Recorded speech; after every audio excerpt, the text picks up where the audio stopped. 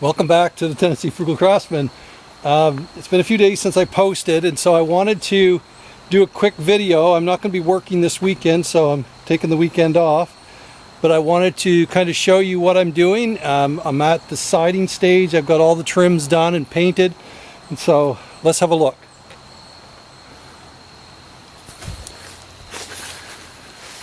I am now putting my Hardie board siding on.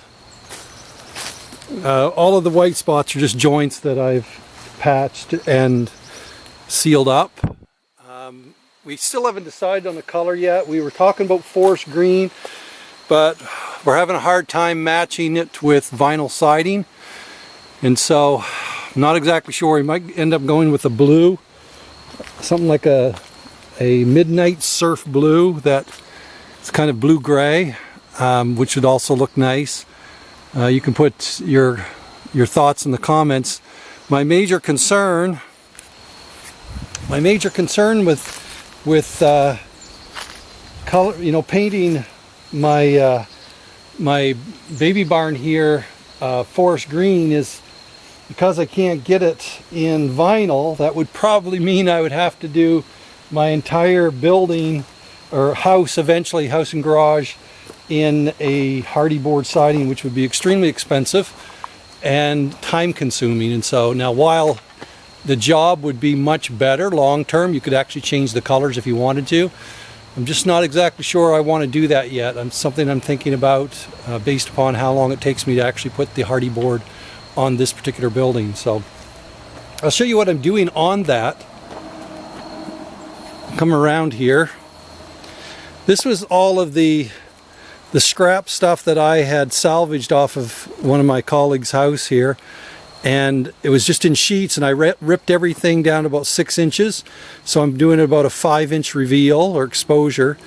You're supposed to have about 1.25 inch overlap on these things here where the other board hits. I've got about 1 inch on mine, maybe 7/8. I'm, on the house I'd be a little bit more, maybe a little bit more concerned, but on this, it's because it's an outbuilding.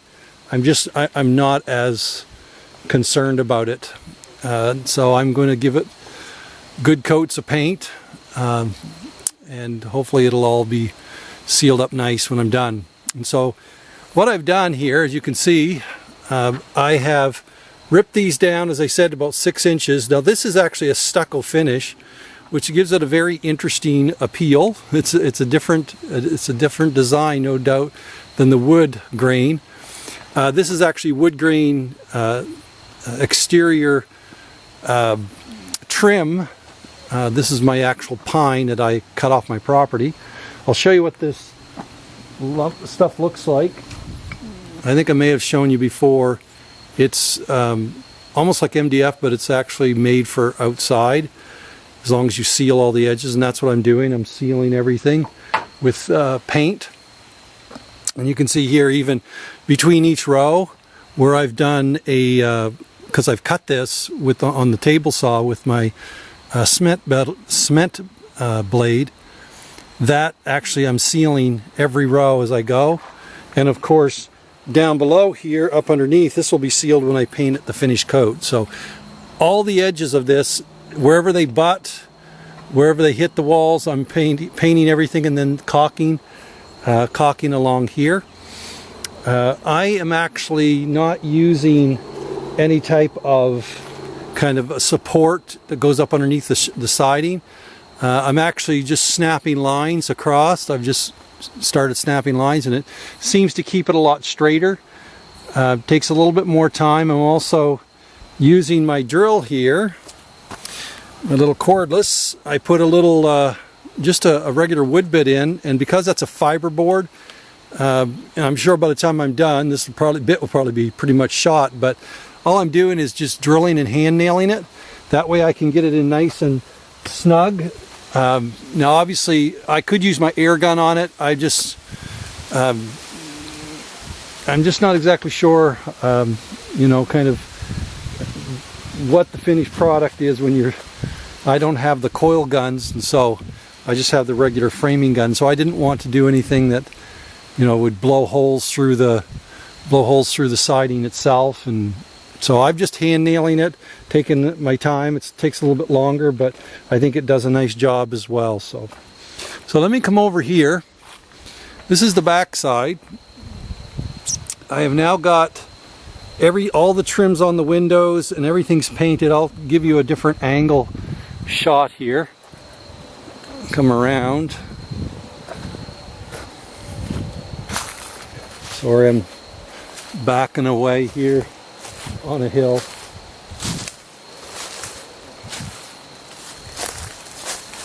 Okay, I've taken a picture at this angle before when I was boarding in, but as you can see, everything now, all the trims are on, and everything's been painted.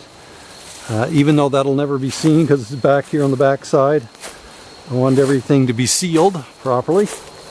Again, all of my corner boards, I 45'd those, glued them with a deck screw or deck adhesive, subfloor adhesive, and nailed everything and sanded it.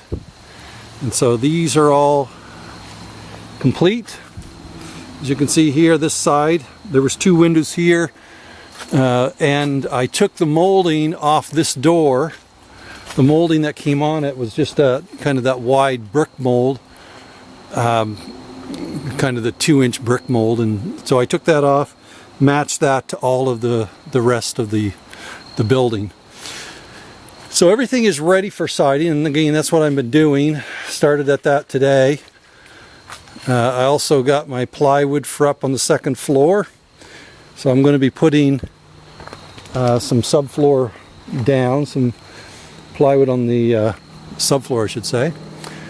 And after I get my siding done, the only thing left is to pour the floor and put the doors on. It'll be watertight, and then I have to put the stairs inside. So it's slowly coming. I still think I'm probably going to be in November easily before I'm done, late November, maybe even up towards Christmas. It's just a slow process when you're working away, and everything, like I said, that I have on here pretty much has been salvaged or I cut it myself.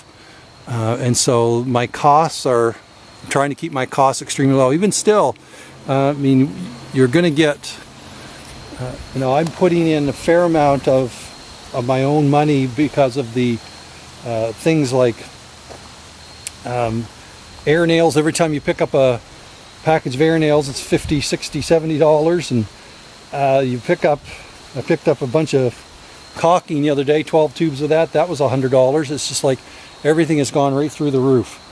Gone are the days when you could pick up stuff like that for 15, 20 bucks. And so I can see now why housing has gone through the roof, the cost of it. And so I'm trying to do as much sweat equity as possible in this, and that's why I'm trying to keep the cost down. So one last thing before I go, everything now, the ridge there where I had actually bent those shingles over and Brad nailed them along, everything now is all sealed down. The sun has been on it. It's sticking down really nicely on both sides, and so I will hopefully try to set up and do a little bit more videotaping when I get around here on the front, maybe first of the next week, Tuesday of next week or whatever. I will post another video of the actual process of putting the siding on. It's not, like I said, it's not too bad. The hardest part is just getting everything lined off, because what you have to do is you have to come around here, I'll show you. You have to take and you have to mark and line wherever your studs are, so you're nailing into the studs, so you have lots to catch. And then of course the other thing you do, any of the joints here have to have flashing in behind it, so I've cut a bunch of flashing to put that in. Now I think the manufacturer suggests you put like a 6-inch wide piece, but again, because I am doing, this is just a barn. On the house I'd be a little bit more concerned, but I'm just want to get something in behind those joints that if ever they ever open up, they'll shed water. I don't think they'll ever have any problems because I've got them sealed fairly well. So yeah, that's where we are, and as always I appreciate you joining with me Sorry, a lot of talk. This time, not so much of the actual construction, but it's a work in progress, and when you're doing that, there's just a lot of variables that you have to keep in mind. But overall, I'm really impressed with the way this Hardie board is going on and the way it's going to look. I think when you get the paint on it, and I may be convincing myself to do it on the house as well. When you get the paint on it, I'm telling you, it's going to be pretty sharp. You can, pretty much do whatever color you want, and if you ever want to make it, freshen it up 15-20 years down the road, you could have someone paint it and change colors. So that's where we are, and so I'll let you have one last look at it there, and we will see you next time from the Tennessee Frugal Craftsman. And if you would please like and subscribe, I really appreciate it, and I'll continue to bring you all along as I am doing this project. You have a great day.